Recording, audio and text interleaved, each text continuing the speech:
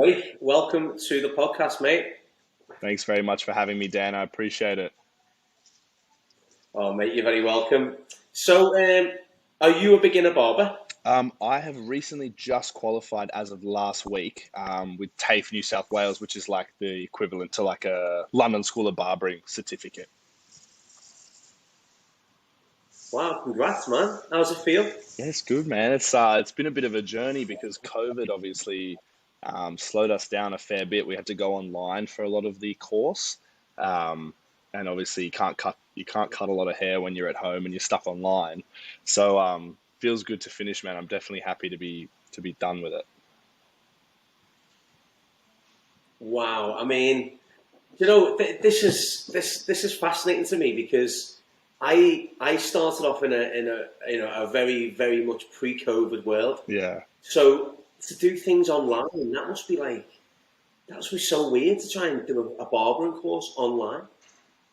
Yeah, it was interesting. It's obviously something that's very practical, our job, and it's very hands-on. So having to do the online version was a little bit weird. But to be fair to them, they did make it work. We got a lot of the theory stuff done. We utilized the time well. So it's been a journey, as I said, but yeah, we're finally there, and Sydney, well, Australia in general, sort of getting back to normal now. So it's good to see.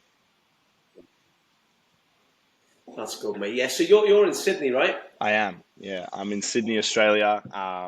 Have been my whole life. So yeah, definitely keen to get over to your way and check out London Wow. and all that. You know what, mate? You'd love it. I've never been to Sydney, but I think you'd. I think you'd love London. I'd love to come to Sydney, though. I Oh really yeah, would. mate. It We got just some seems good like an weather. awesome. We got good weather. Yeah, yeah. Oh, yeah, yeah. That's definitely true. We've had a storm this week, so yeah, there's no debating that. Yeah, yeah. So tell me, take me back to the very start for me when you decided to become a barber. What was it about barbering that made you want to say, yeah, right, that's it, I'm getting started?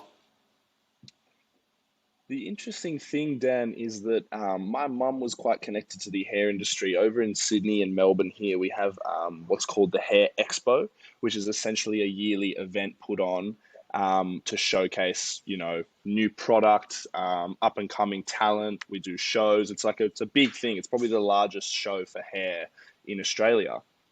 So mum worked with them for a good 10 years. So I was Wow. always around it. And I would help out on the expo days when she needed another pair of hands. So I guess I had a little bit of influence from that, and I was kind of checking it out for a couple of years and going, "Oh, this is like pretty cool. It's very creative. There's a lot of fun people here."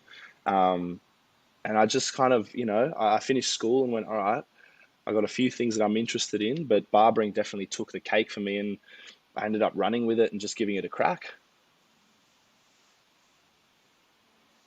Wow. I didn't know that. I didn't realize how big the Hair Expo was. I knew it was big, but I didn't think it was that big. Yeah. If I'm honest. So she was the budget coordinator for, God, a good 10 years. So essentially, she would allocate where the money was going for these shows. So she would choose who she wanted, the brands that she wanted, all that kind of thing. So she had quite a big role. And then she'd also host the events night. So she would be on stage, sort of on the mic, presenting awards and doing all that kind of thing. So it's a big event. Wow. That couldn't be a better introduction to the industry, though. Yeah, Really, than your mum doing yeah, that. exactly. Yeah. Crazy, man. Wow, your mum must be very well known in Australia in the hair scene, then. Listen, I'll be honest. It has been a blessing because Mum, she knows just about everybody here in Sydney and Greater Australia. So I've met some very cool people. But yeah, I work at a shop sort of very close to home with just a great bunch of boys. It's very fun. Nice. Is it so far living up to your expectations? You know what? There were definitely times during the apprenticeship and like the learning phase where I was going, yeah, I'm not too sure of this. And obviously when you're an apprentice and you're sweeping a lot of hair and you're making a lot of coffees and you're not necessarily doing the fun stuff, it can get to that point where you're like, oh, okay, a bit sick of this now. But having gone through it, gotten past it, I now go, okay, I understand why that was important. I didn't like it at all, and I don't think anyone really likes it. But now to be at a stage where I'm, cutting hair and I've got clientele and I've got quite a packed out week, it feels good. It's like that much more satisfying because you go, all right, I started there and now I'm here. It's a good feeling. Definitely, mate, definitely. So tell me, like, what was your first day in the shop like when you got the job? Well, first of all, in fact, you know what? Tell me how you got the job. In fact, Oh man, I had literally said to mum, I was like, listen, I'm interested in this. Do you have any recommendations of shops? Do you think there'd be a good one for me to try out? Because obviously I trust her opinion, and I was an absolute noob to this industry. So she was like, I would recommend maybe here. This looks kind of good, and they look like they're, all the ticks. So, at the time, this particular shop was looking for apprentices. So I joined up and I gave it a go. I'm not there. I'm not at that same shop today. I moved out of there pretty quickly. It just wasn't quite the right fit. But I had kind of gone off recommendation of my mum and then did a little bit of my own research and then ended up going with her pick. when you say it wasn't the right fit, how did you know so soon that it wasn't the right fit for you? To be honest with you, I just felt that the environment wasn't a place that people wanted to be. I felt like a lot of the barbers there were quite unhappy. And I felt like there was a little bit of a culture of we're here to work, we're not here to have fun. And I personally don't want that for myself. I would always want to be in an environment where people are happy and they want to have a laugh. But the work gets done, obviously, but it's a nice place to be. It's a good environment to be in. Yeah. And when you're spending, 8 to 10 hours a day with the same group of people, you want to get along. So unfortunately, it had a very mixed bunch of people, and it just wasn't quite right for a lot of people. It was just very mixed, and I don't know. At the end of the day, I kind of went, I think I could probably find somewhere that's a bit better of a fit for myself, and so I made a move. Wow, I mean that's a pretty amazing thing to learn at such a young age, though, and such a start of your career. That as much as you, because for me personally, I know there could be a lot of people out there who might be listening right now who could be in exactly the same situation, but don't feel like they can get out of that environment. Yeah. So the fact that you learn to get out of that environment, I mean, that says a lot about you, Yeah, really, yeah. about who you know what you want. Yeah, Which is 100%. quite rare, to be honest, mate. Mm. How old were you when you made that decision to start in the barbershop, and how old were you when you decided to leave the first place? Yeah, so I decided to start as a barber at 19, and then I was at the shop for about 4 months before I decided that I wanted to leave. So I just turned 20 when I decided that it wasn't the right fit for me, and I've been doing it ever since. But yeah, I was 19 when I first joined up. So what did you do from like the age of when you left school to barbering? What did you do in that time?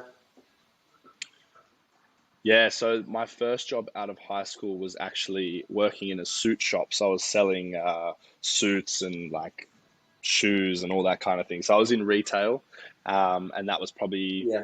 8 or 9 months. Yeah. Wow.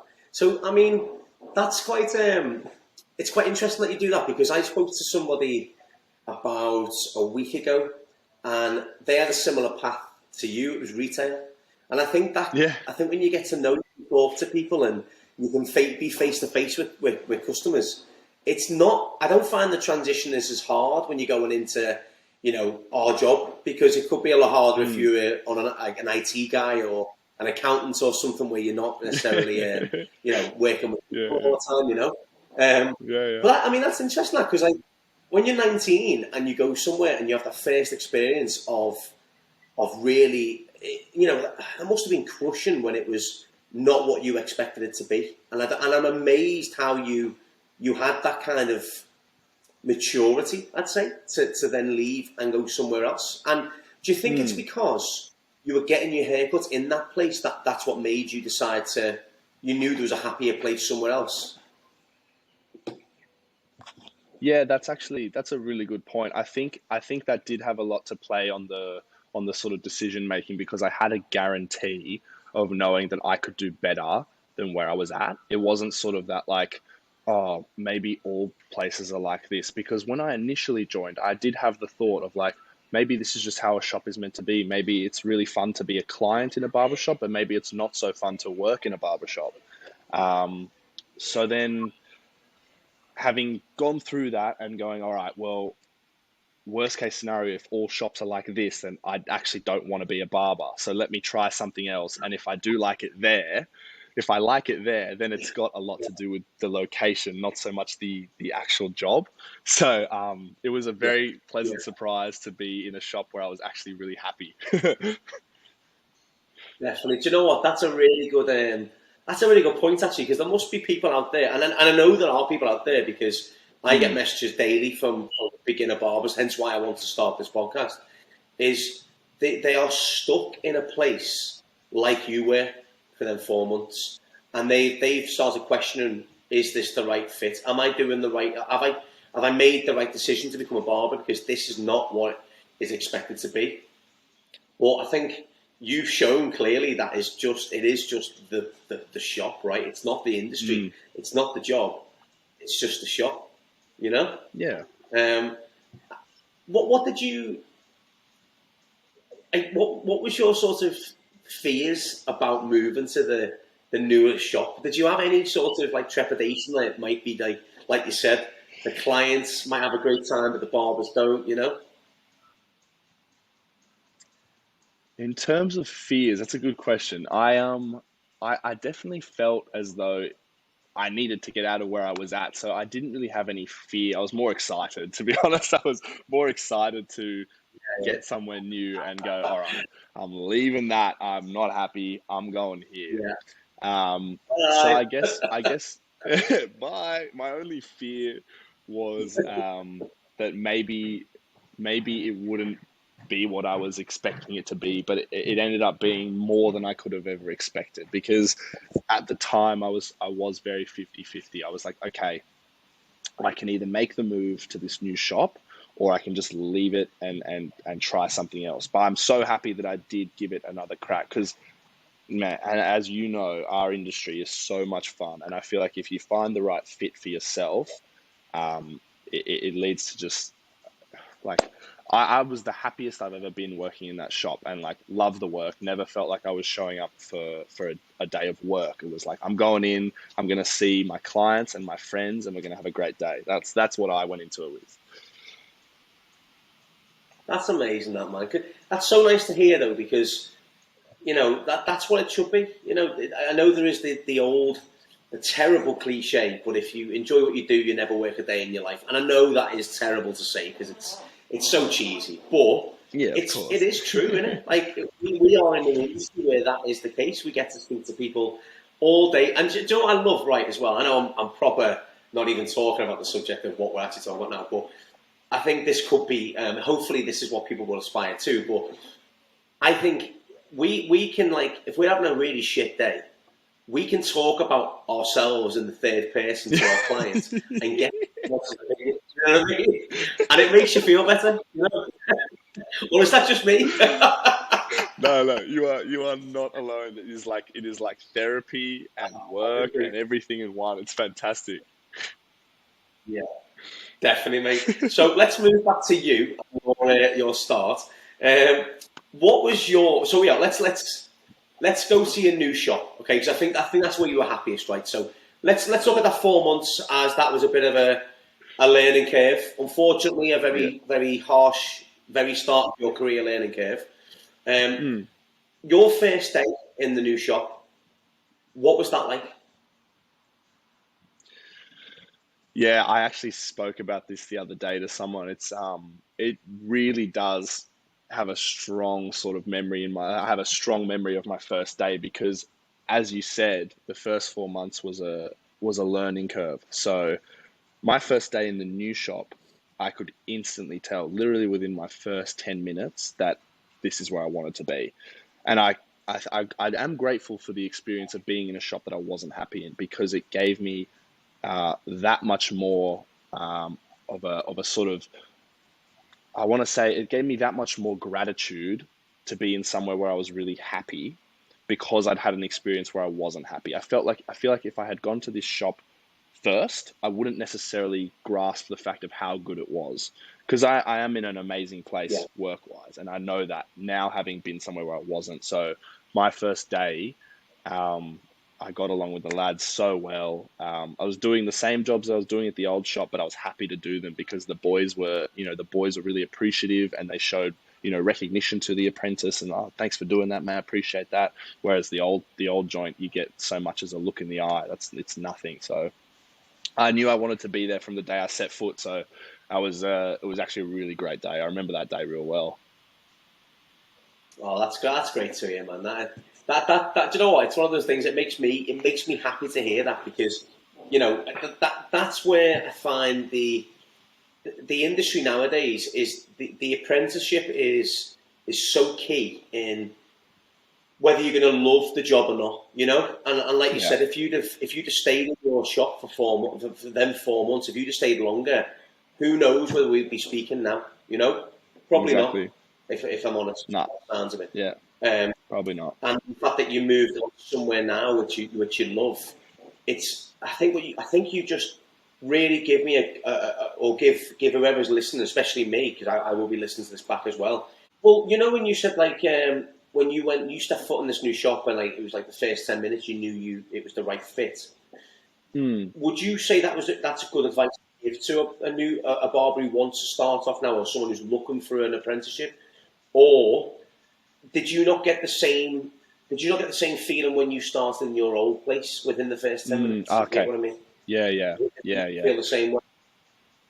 Yeah, I definitely felt as though, if we're talking about the first place that I worked where I was very unhappy, I definitely didn't feel that sense of like reassurance where I was like, oh, okay, like I like this. I'm enjoying this. This is good. I would leave that work going, mm, I don't know if I'm cut out for this. And it had me questioning my own choice, because I was like, maybe it's just barbering. Maybe I just don't want to be a barber. Maybe it's nothing to do with the shop. It's nothing, but maybe it's just the industry itself. But um, honestly, to answer your question simply, I would say trust your gut, because as soon as I stepped foot in the shop that I'm now in, and so happy with, I knew in my gut, and I knew like that this was the spot. So um, for those who are questioning whether it's actually barbering or whether it's their environment, I would say definitely give another shop a crack. Try a few, because you might give a few a go and then go, okay, I've made my mind up. It's just not for me, and that's totally fine. And I think it's good to go through that so you can confirm it for yourself and be like, okay, I gave it a go. I tried this shop. I tried here, and I just don't like it. So if I had given up on the first try, I probably would be questioning today, oh, maybe I should have tried there and just stuck with it. Yeah, I agree, mate. Yeah, I can. I wouldn't say I can relate to that to an extent, but I definitely had moments when I started off where I was questioning whether I wanted to continue doing it, 100%. Mm, And it wasn't necessarily. I don't think it was necessarily the environment, because everyone I worked at the shop was great. The people were great. mm, I think it was. I think it was. Mine was more my surroundings of my friendship groups, who were all earning much more money than me. yeah. We're Oh, all having a yeah. week, 30 days off. That's what I questioned barbering over the location. Do you know what I mean? So I Mm, think the fact that I think with it being a more common industry now and more people are getting involved, I don't know whether that would necessarily be the case anymore. I think it's definitely what you've said there. I think it's down to either barbering or location, and I think that's great advice, that, mate. Because I'm pretty sure there's people out there who need that advice, and I think it's so close to home with you because it isn't that far away, or it isn't that long yeah. ago, that you can give that Yeah, fresh yeah. advice. Where I can't really give that advice. I'm in it Of now. You know course. what I mean? Um, I think that was really good advice, actually, mate. So can you tell me what what is an apprenticeship like in a Sydney barbershop? Okay, so the way that I did it and what the majority of people do is you need to secure work before signing up for the apprenticeship. So you need to have a place that you're going to work at secured. And once you have a place Okay. secured for work and they're willing to take your apprenticeship, you then sign up with the board to TAFE, which is what our equivalent of like college. And Right. then you would typically on a normal sort of week, you go to TAFE 1 day a week, which would be considered a working day. So you'd actually get paid to go, and then you'd spend your other, whatever 30 hours of your working week in the shop. Um, so having, in an apprentice scenario, you're getting apprentice pay. So here it's God, I think it's your first year is 12.50 an hour or something. So it's, for being a 19, 20-year-old on 12.50 an hour, like you touched on just before, it's tough because all your mates are earning more money than you and they got, real casual hours. They don't work weekends. They don't. So there's definitely, you go, all right, I've got to stick this out. And you do have to have a little bit of resilience. Um, but a typical week, yeah. 1 day a week of TAFE where you will learn on a doll head with clients doing bookwork, and then depending on the shop that you're at, some here will just get you on the tools to do like apprentice haircuts. So $10 haircuts or free haircuts, whatever it is. Some shops will keep you as an apprentice sweeping the floor until you're fully qualified. So you get that certificate, and then you're allowed to run with the bulls. Oh, it's not that much different to here, then, mate. It's very Yeah, I similar. think there is a lot of I think there is a lot of similarity between the UK and Australia with barbering. Yeah, yeah. Because I remember back I think when I started off, or maybe not, maybe a little bit later than that. I know Australia were like, I remember it was one of the biggest job vacancies where we didn't have to, we never had to jump through any hoops. Like barbers were getting Mm, given like green cards and visas straight away without even any testing. It was like, come to Australia, come be a barber. I remember a lot of friends took up on that sort of option to go there. So maybe yeah. it's maybe because it is so similar, that's why it fits in so well. I think.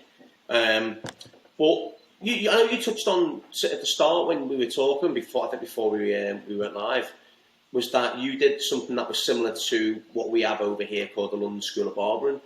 Now, how does that fit in with an apprenticeship when that's a more, and I hate to use the term fast track, but it kind of is a fast Mm, track entry level into barbering.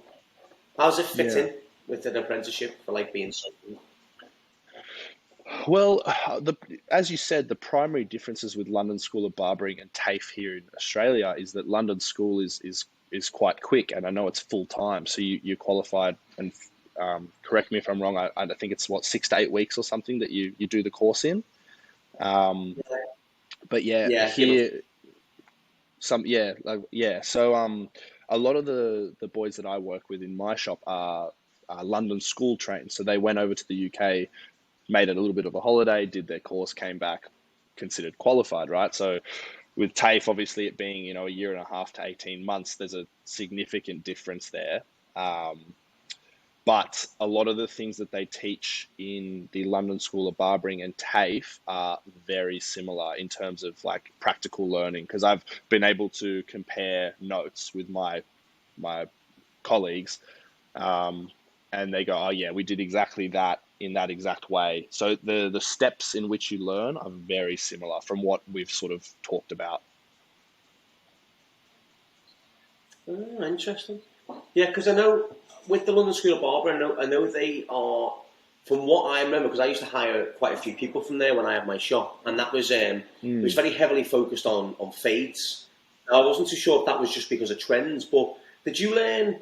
So, in terms of your what you learned as a barber, and what was it that stands out the most? Was it clipper work, scissor work, long hair, short hair?